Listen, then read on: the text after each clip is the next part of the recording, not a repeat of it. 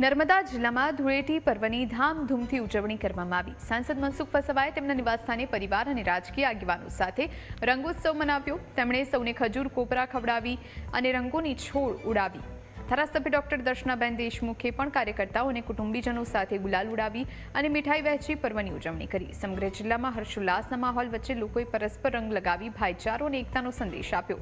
આ તકે બંને નેતાઓએ આગામી સ્થાનિક ચૂંટણીમાં કેસરીઓ લહેરાશે તેવો મક્કમ આશાવાદ વ્યક્ત કર્યો।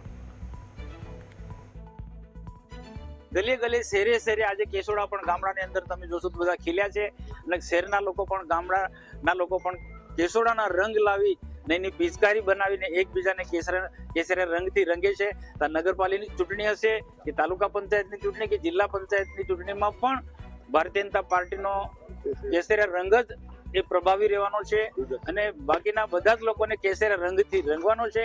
બાજુના બીજા અન્ય રંગ નવ પ્રકારના હોય છે પણ એના કેસરે રંગનો પ્રભુત્વ રહેવાનો છે। બીજા અલગ અલગ રંગના લોકો એ અમારી સાથે ભળી જશે।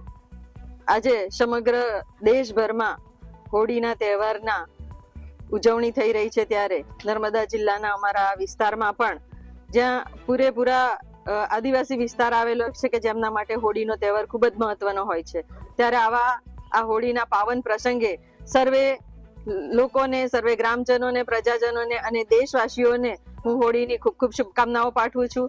ધૂળેટીના આ રંગો સર્વેના જીવનમાં ખુશીઓ લઈને આવે, સુખી કરે, સમૃદ્ધ કરે અને દેશવાસીઓને ખૂબ ખૂબ શુભકામનાઓ પાઠવું છું અને સૌના જીવન મંગલમય બની રહે એ માટેના ભગવાનને પ્રાર્થના કરું છું।